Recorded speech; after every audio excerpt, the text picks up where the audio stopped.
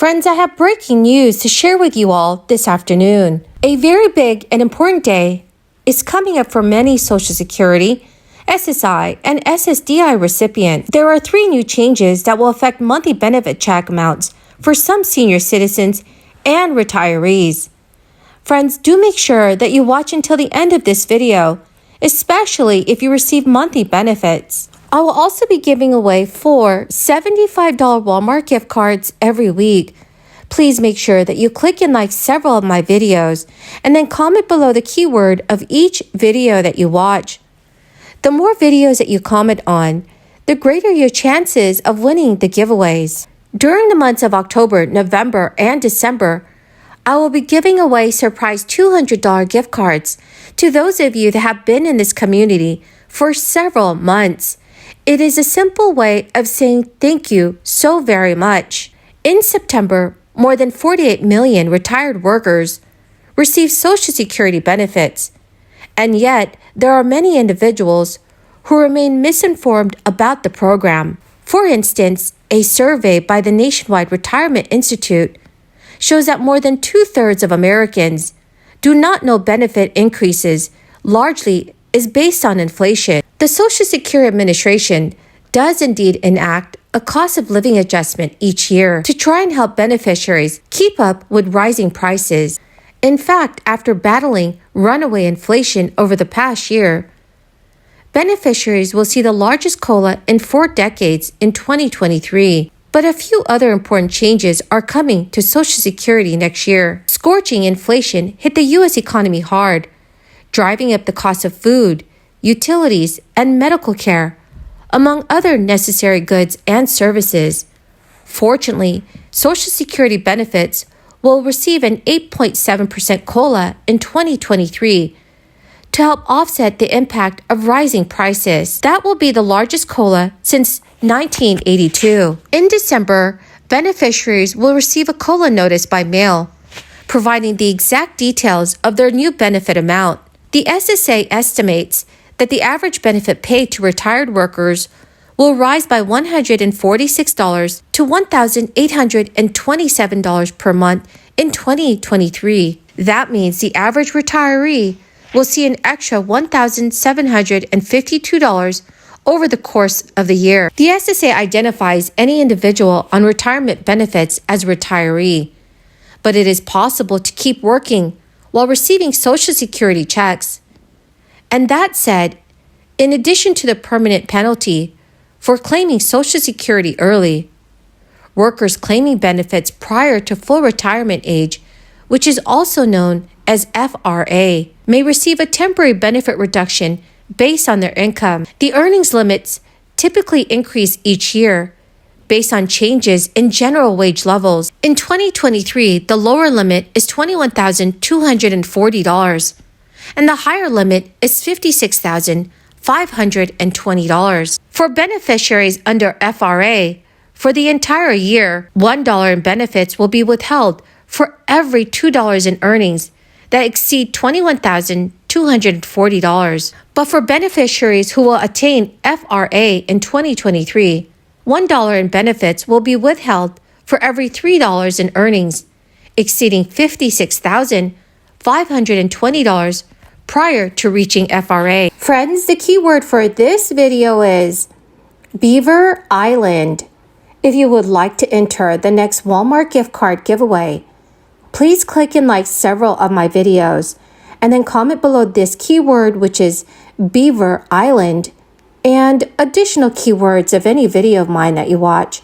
And do make sure, friends, that you are subscribed to my channel. The formula used to calculate Social Security benefits is adjusted annually to account for changes in general wage levels.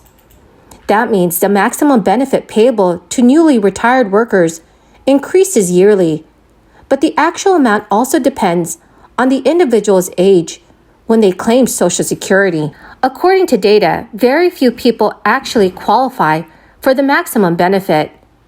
To reach that threshold, workers must earn more than the maximum amount that is subject to Social Security payroll tax for at least 35 years. That figure was $147,000 in 2022, and only about 6% of individuals in the United States meet that criteria. Retirees were hit especially hard early this year with Medicare Part B increases. The standard monthly premium soared 14.5% from the 2021 level to $170. However, Medicare is giving that increase back in 2023. The standard monthly Medicare Part B premium for 2023 will fall by $5.20 to $164. To add icing to the cake, the annual deductible for Medicare Part B will decline by $7 to $226. The biggest problem with the huge Social Security increase is that it could be too little. Millions of retirees have already incurred higher costs due to skyrocketing inflation this year. The COLA that will impact Social Security checks beginning in January 2023 will help going forward, but will not offset those increased expenses. There is a similar issue with the lower Medicare Part B premiums. It is certainly a positive development for retirees' monthly payments for Medicare Part B to decrease, but they've had to shell out a lot more each month for premiums throughout 2022, when the extra money would have been especially helpful. So friends, what are your thoughts on all of this? Please let me know your thoughts in the comment section below. Well, my awesome and amazing dear friends, that is the end of my daily stimulus update video for today. Thank you, dear friends, for joining me here every day when I post the video. And I greatly appreciate all of you for doing so. Please remember to enter the Walmart gift card giveaway simply by clicking and liking several of my videos, and then comment below the keyword of each video that you watch. Thank you and have a wonderful and blessed Monday. But do so without imposing new costs on taxpayers or employers. In our case, we allow people to draw from the Social Security Fund and then to ultimately pay that back through lower benefits down the road at a time when they're less in need of the funding. You note that this isn't a big increase, 0.6%, but for family earning $40,000 or $60,000 a year, it's $400, and that's a big increase for that family earning $600,000 a year. And I mean, it seems like a small percent because when government thinks about raising taxes, it's always a small percent for us, but it's a very substantial change in the living standards of our citizens. Why not consider measures that would allow us to provide paid maternity leave that don't place additional tax burden on employers and employees?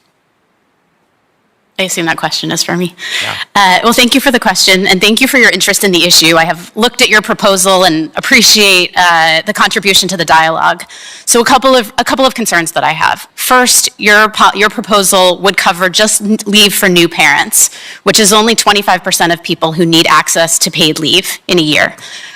Most people use it for their own serious health issue. Another 25% or so need it to care for a family member who's sick. On the merits itself of the policy, while I appreciate the intent, what will happen is that those workers who choose to take paid leave when a child is born will then have to work longer, and they will take a lifetime benefit cut. So the amount that we are talking about, the small contribution that you would make under the Family Act model, would help those families who would otherwise lose an average of $9,000 when they need to take a paid family or medical leave. They would have access to a family leave benefit that would allow them to take leave for a multiple number of purposes. Two, these are the very same people, women in particular, low-wage workers, who have lower lifetime Social Security, lower earnings, which means lower Social Security